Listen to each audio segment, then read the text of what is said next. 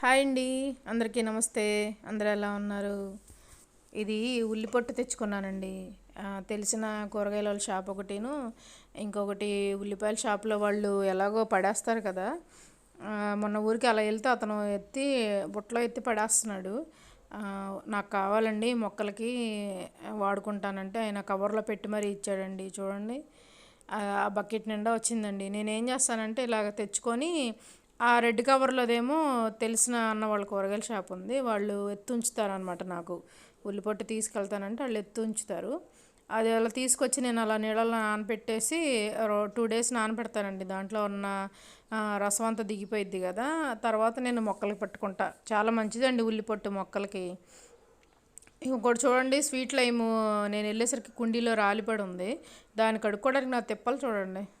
ఆ పైప్ ఏమో జారిపోతుంది. ఒక చేతిలోనేమో ఫోన్ ఉంది, ఒక చేతిలోనేమో కాయ ఉంది. చూడండి ఎంత చక్కగా పండిందో. నేను అలాగే తినేస్తానండి స్వీట్ లైమ్స్. చూడండి, వాటర్లో నానబెట్టాను. 2 రోజుల నుంచి ఆ నీళ్ళు పట్టేస్తానండి. నా వీడియోస్ కనుక నచ్చితే ప్లీజ్ లైక్ చేయండి, సబ్స్క్రైబ్ చేసుకోండి, ఎలా ఉన్నాయో కామెంట్ చేయండి. ఓకేనండి, బాయ్ బాయ్.